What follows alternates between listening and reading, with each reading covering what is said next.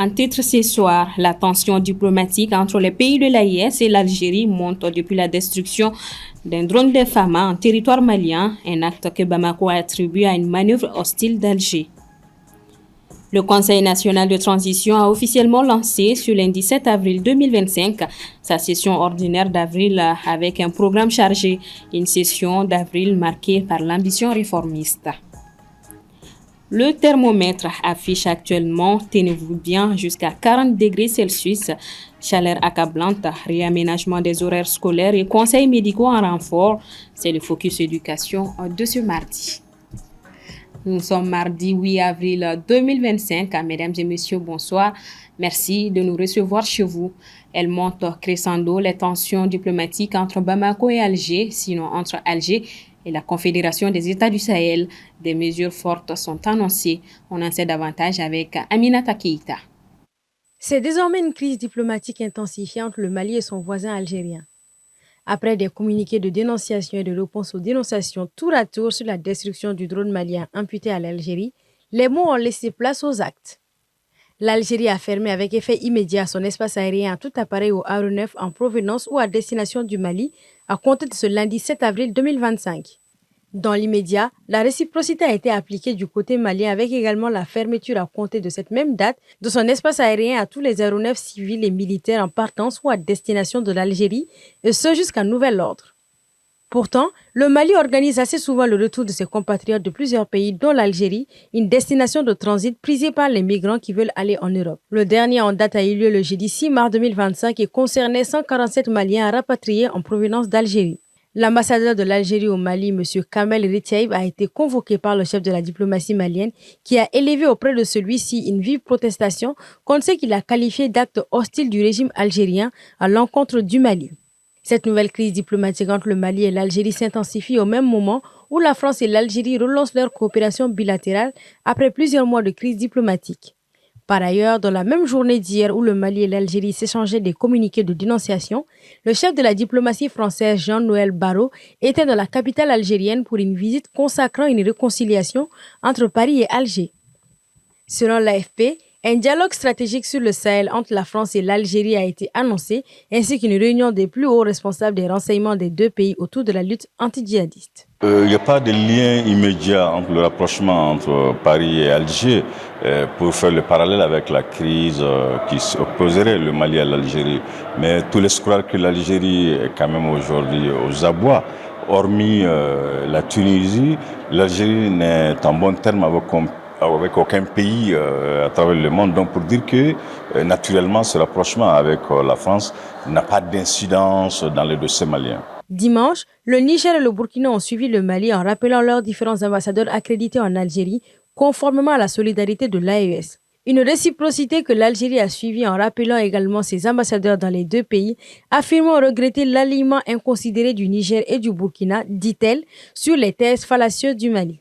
Le Niger et le Burkina vont-ils également fermer leur espace aérien à l'Algérie ? Sachant que le Burkina n'a pas de frontière directe avec l'Algérie, cette mesure ne peinerait nullement le Burkina si elle l'applique. Par contre, le Niger partage une frontière internationale avec l'Algérie estimée à environ 951 km. Au-delà de l'espace géographique, l'Algérie et le Niger collaborent sur des projets majeurs dans les domaines miniers, pétroliers et même des projets d'électrification sont en cours. Et après l'annonce officielle par les autorités de la destruction d'un drone malien par l'Algérie, la classe politique fait bloc autour de l'armée et condamne vivement cet acte. Et ce, malgré les tensions persistantes entre les acteurs politiques et les autorités de la transition. Diane Bassamaki. La crise diplomatique entre l'Algérie et le Mali s'est brusquement intensifiée après la destruction par les forces algériennes d'un drone malien près de la frontière dans la nuit du 31 mars au 1er avril 2025. Alors que le gouvernement malien a dénoncé une agression flagrante, la classe politique, dans un élan de solidarité, manifeste son soutien aux forces armées contre cet acte d'agression de l'Algérie. C'est là, malgré l'irritation du climat politique entre les autorités de la transition et les hommes politiques. L'ancien Premier ministre Moussa Mara s'est exprimé en ces termes sur ses réseaux sociaux. Je soutiens la plainte déposée devant les instances internationales qui permettra de faire toute la lumière sur ces dossiers. réitérant son soutien indéfectible aux forces armées maliennes dans leurs actions quotidiennes pour assurer l'intégrité territoriale. Une réaction qui sera suivie par celle d'autres acteurs politiques et des partis politiques. L'ancien ministre, non moins président du parti CODEM, Ousseini Amion Guindo déclare, suite au communiqué du gouvernement de la transition, confirmant la destruction de l'un de nos vecteurs aériens par la partie algérienne. Nous tenons à apporter notre soutien à notre armée dans ces moments difficiles. Dans un communiqué, le parti Union pour la République et la démocratie soutient la fermeté du gouvernement de transition et appelle à prendre toutes les dispositions nécessaires afin que cet acte ne reste pas impuni. Les signés de Faso Iriwaton, Far Ankawili, l'ancien premier ministre Shogel Kokala Maïga ont tous condamné à leur tour et protesté vigoureusement contre les acteurs et complices de cette attaque lâche. La crise diplomatique s'amplifie de jour en jour et d'heure en heure entre Alger et Bamako. Après avoir rappelé leurs ambassadeurs respectifs ce 6 avril, le Mali a décidé de fermer son espace aérien à l'Algérie après que cette dernière a pris une mesure similaire dans la journée à la veille. Voyons du côté du Conseil national de transition, 39 textes à l'ordre du jour, dont 27 nouveaux, reflétant la volonté d'ancrer les réformes dans la durée. C'est avec ce calendrier que ce lundi 7 avril, le coup d'envoi de la session ordinaire d'avril a été lancé. Une session placée sous les signes du travail législatif intensif devant un parterre d'officiels et de partenaires. Ibrahim Babi y était porté à main. La session ordinaire d'avril du Conseil national de transition a été officiellement ouverte ce lundi dans un contexte marqué par un défi multiple, mais surtout par une volonté ferme de réforme. Sous la présidence du général de corps d'armée Malik Diao, l'institution parlementaire de la transition s'apprête à examiner 39 textes, dont 29 propositions, illustrant une accélération nette des travaux législatifs au service du Mali Koura. L'intercession qui s'achève n'a pas été de tout repos pour les membres du Conseil national de transition. En effet, en plus des ateliers que nous avons organisés, nous avons eu aussi une intense activité diplomatique parlementaire. Nous avons déjà, sur notre bureau pour cette session d'avril 2025, 39 textes, dont 27 nouveaux dépôts. C'est dire que la session que nous commençons aujourd'hui sera riche. Dans son discours d'ouverture, le président du CNT a dressé le tableau d'une institution en pleine mutation. Réforme interne, nouveaux règlements administratifs et financiers et encadrement renforcé du personnel.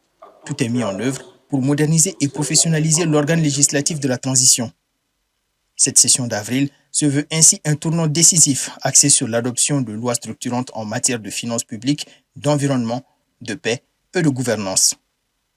Le Conseil national de transition a volontairement consenti à l'abandon de certains avantages. Il s'agit entre autres de l'indemnité d'installation, des cartes téléphoniques, de la réduction substantielle du budget des assurances, du maintien de l'indice salarial à 1200 au lieu de 1350, des indemnités de restitution, de la réduction du nombre et de la taille de ces missions, de la réduction de 30% de la dotation en carburant. En plus des règlements administratifs et financiers, le Bureau du Conseil national de transition, lors de sa réunion du 28 janvier 2025, a donné son quitus pour l'application du règlement intérieur du personnel après sa validation par la Direction régionale du travail. Cette dynamique réformatrice portée par la transition s'inscrit aussi dans la logique d'ancrage de la Confédération des États du Sahel, saluée pour ses avancées telles que le lancement d'un passeport commun ou la future banque d'investissement régionale. Si les tensions régionales, notamment avec l'Algérie, restent vives, le CNT appelle à l'unité nationale et à la mobilisation collective pour faire du Mali un modèle de résilience et de refondation. Avec cette session dense et stratégique, le CNT affiche clairement ses ambitions, légiférer pour transformer durablement le pays. Depuis ce lundi 7 avril, les enseignants du supérieur ont repris leur mouvement de grève et ce jusqu'au samedi 12 avril. Dans un communiqué rendu public le 5 avril, le syndicat national de l'enseignement supérieur et de la recherche scientifique invite ses militants à observer le mot d'ordre de grève de 144 heures à compter du lundi 7 avril. Ce syndicat avait décidé en février dernier un mouvement de grève pour réclamer le paiement immédiat des arriérés d'heures supplémentaires et des tâches liées aux examens, mais il avait suspendu au profit d'un préavis en date du 20 mars pour, dit-il, donner au gouvernement l'occasion de trouver une solution par le paiement de ces arriérés. Le syndicat ajoute que cette grève de 144 heures sera automatiquement reconduite jusqu'à la satisfaction du point de revendication. Éducation toujours, face à la forte chaleur qui sévit actuellement, la Direction nationale de l'enseignement fondamental a procédé à un réaménagement, j'y arrive, à des horaires dans les écoles fondamentales. Cette mesure vise à adapter le rythme scolaire aux conditions climatiques éprouvantes. Assetoumani Coulibaly s'est intéressé à l'organisation des établissements autour de ces nouveaux horaires ainsi qu'aux recommandations des médecins pour mieux faire face à la chaleur. Suivant. Les cours débuteront de 8h pile à 12h30. Voici les nouvelles horaires fixées désormais à l'endroit de toutes les écoles fondamentales publiques et privées ainsi qu'au niveau des préscolaires. Une décision établie pour la préservation de la santé des élèves enseignants avec cette forte chaleur. En effet, par moment, dans des classes d'apprentissage, le vent circule moins avec un taux d'élèves assez élevé par classe. Une situation susceptible même de perturber la concentration des élèves. Pour certains, la décision est salutaire et n'impacte en rien l'apprentissage. Avec désormais un temps d'études court, l'objectif est d'être clair, concis et précis. Il y a ce qu'on appelle une réduction d'horaire. Parce qu'une matière qui est prévue, par exemple, pour 2 heures, tu vas les ramener à 1h30 minutes ou bien à 1 heure de temps. Donc, à chaque matière, vous essayez de diminuer un peu le volume d'heures. Donc, les minutes égrenées un peu vont vous permettre d'aborder les matières prévues et dans un temps bien défini. La décision est prise pratiquement à la fin de l'année parce qu'il reste seulement 2 mois, ce mois d'avril et le mois de mai avant les examens du DF. Et sur certaines leçons, on peut essayer de donner des questions, des évaluations aux élèves pour qu'ils se préparent. Vu qu'actuellement, la technique, c'est la méthode active. Donc l'enseignant intervient moins par rapport aux élèves. On doit donner la priorité aux élèves d'aller faire des recherches. Donc je crois qu'avec ces moyens-là, on peut donner des questions aux enfants qui vont faire des recherches, mais tout en veillant sur les réponses de ces questions-là. Nous nous sommes intéressés à comprendre également les conséquences que ce soleil ardent pourrait engendrer sur les enfants ou encore les grands-enfants et même des adultes. Pour des réponses, le professeur Oumar Coulibaly, pédiatre au CHU Gabriel Touré. Ce qui est très grave, les enfants qui se mettent à jouer au foot aux heures chaudes, c'est déconseillé. Maintenant, au niveau de l'école, c'est prudent qu'ils restent à l'ombre, attendre les parents. Il ne faut pas qu'ils sortent se promener sous cette grande chaleur. Ils peuvent rester dans la cour de l'école, sous les arbres, ou rester en classe quand même. Et favoriser aussi, les parents ne doivent pas oublier de leur donner de l'eau à amener, ou bien s'il y a l'eau à l'école, les encourager à boire fréquemment, conseiller aux enfants de boire plus d'eau. Avec la forte chaleur, tout l'organisme souffre. La peau, ça peut favoriser l'apparition des furoncles. Ça favorise l'infection même de l'organisme en général parce que quand il y a une déshydratation, le sang a tendance à se coaguler, ça circule mal. Ce réaménagement des horaires intervient notamment à moins de 2 mois avant les examens. Cependant, les directeurs des écoles assurent être dans le temps pour respecter le programme avant le jour J. À noter que cette décision s'appuie sur l'article 16 de l'arrêté numéro 10-06-88 MEALNSG du 12 mars 2010 qui autorise une révision des horaires selon les saisons et les conditions tout en respectant la durée officielle des enseignements.